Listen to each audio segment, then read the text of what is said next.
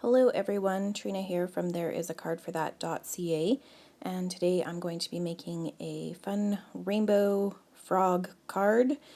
This card is going to be for the Lawn Fawnatics Colour Challenge for this week. And so I'm going to start off with using my T-square ruler and just drawing a line because I want all of my frogs lined up and I don't want them wonky. I mean, frogs can be wonky, but I don't really want them wonky because I'm actually going to die cut this piece down and I want them relatively straight. So I had pre-made some masks for my frogs earlier, and so this is going to be mostly one layer, no die cuts today aside from like the little panels. And I'm going to stamp the jumping frog and then the little frogs and kind of alternate back and forth. And I'm stamping with Memento Tuxedo Black ink on 110-pound Copic-friendly cardstock because I am going to rainbow color these guys with Copic markers. And so I'm just alternating how they look so that it's kind of like a pattern but adds a little bit of interest, and it's just this big long group of happy little frogs. And so I'm going to get the masks on those last two frogs there, and then I am going to measure it up using one of the stitched rectangle dies from Lawn Fawn. I just want to make sure that I don't stamp outside of where the die is going to cut, and I'm going to stamp a couple of the little dragonflies also from the Totally Awesome stamp set and their little trails. And that's part of the reason why I left all of the masks on. I'm also going to be using some distress ink just to add a little bit of color to the background so it's not completely white around them. And I'm not super worried about my distress ink going over the dragonflies because their wings don't have a lot of color, like they're going to be the BGs that I had shown in a previous video, and I'll get to that. So I'm just lining up the die again, and I'm going to hold it in place with some Post-it tape, and then I'm going to run that through my die cutting machine. And then I'm going to take the tumbled glass, which I did have to re-ink because I talked about before, like how this particular ink, for whatever reason, just does not stay inky. So I re-inked it last night so that it was all seeped into the little felt pad and wouldn't leave big wet marks right on the panel when I stamp today. And so I'm just going to remove all of the masks, and these masks were made with full coverage sticky note Post-it paper, and I find I get a lot of use out of my masks, so what I end up doing is I just put them onto the back of the insert that comes with the stamp set. Here I'm just erasing that line because once it gets trapped under ink, there's no erasing it, and then you would have this line, and that's sad. So I'm going to start my rainbow with the red frog at R27 and R24. And then just because he's so little, I'm only using 2 colors for the little frogs, and I'll use 3 colors for each of the big frogs. And at first I was like, oh, I do not like how red he is. Like, he's super red, like lobster bake red, and I did not like it at all. But I'm like, okay, just do the rainbow and we'll see how things go. And as I went through it and as I continued on through my rainbow, I felt a lot better about how red that frog was. For the orange frog, I'm using YR07, YR04, and YR02. And I just start with my darkest color in the areas where I want the deepest shadows, and then I use my medium color to pull that out a little bit, and then I go over it with my lightest color.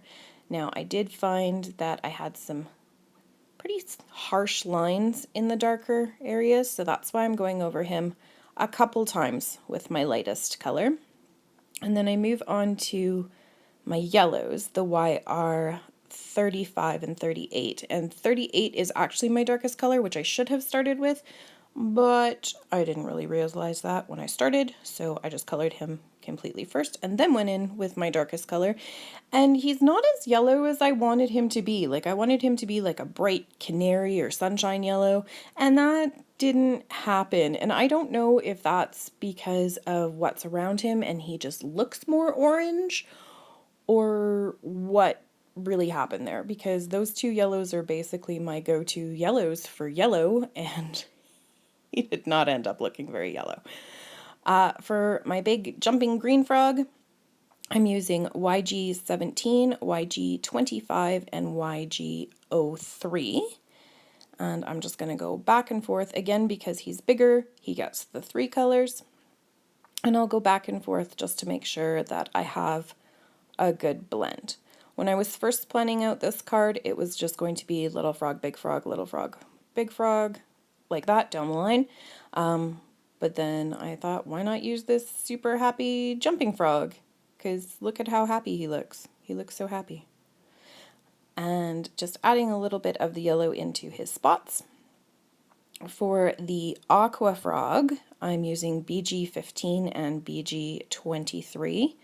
I played around a lot with this one because I wanted it more of like a teal aqua, to kind of fit between those ones, and I usually go a little bit darker for my aqua with a BG13, but it just didn't really work for my flow. Because let me tell you, like, a flow is important, right? Like, it still has to look. I mean, they're rainbow frogs. They're going to be cute no matter what.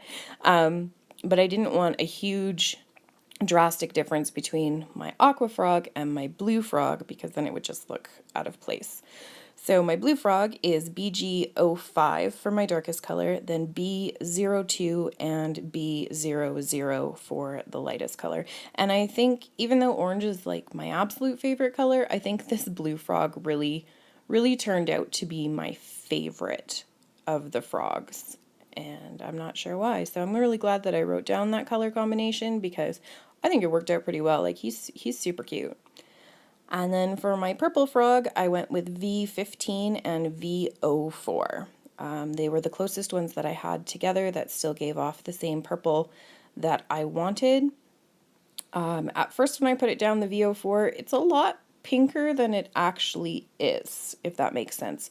Until the paper dries, it's pretty pink, and then he gets less pink.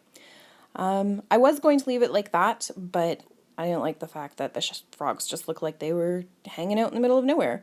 So I like to use warm gray markers in the W5, W3, and W1 for my shadows.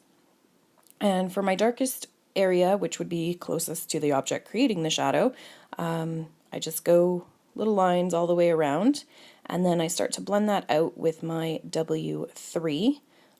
Because the further you get away from an object that's creating a shadow, the less of a shadow it makes. Like, it's not as harsh of a line.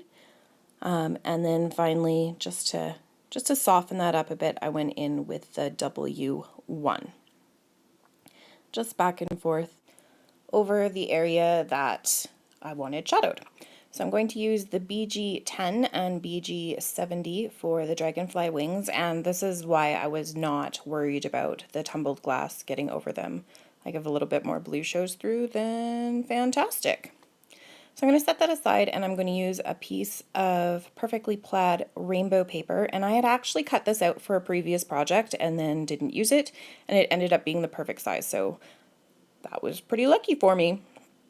So I'm just going to adhere my colored panel onto my rainbow panel, just with my little dollar store glue, and it's still the same one from last video and the video before that, and they last a really long time. My card base is going to be a side fold standard A2 sized card base, so 4 1/4 by 5 1/2, and I'm just going to adhere the rainbow panel on top of that. Just getting it centered here over that, and then I had considered like baker's twine or enamel dots, but I withheld. I did go with the Wing Costella over the wings, and then I am going to go over the wings with the glossy accents. And so far, this new applicator top is working out pretty well, and I'm very excited about that. So I'm going to go over that, just test it a little bit, fill that up, and that is going to be our card for today. So I will have links to my blog and my Facebook post and the Lawn Fanatics challenge down below. Thank you so much for watching and subscribing and thumbs upping. I really, really appreciate it. If you haven't already, please do those things because it really does. It means a lot to me. Hope you have a great day. Bye!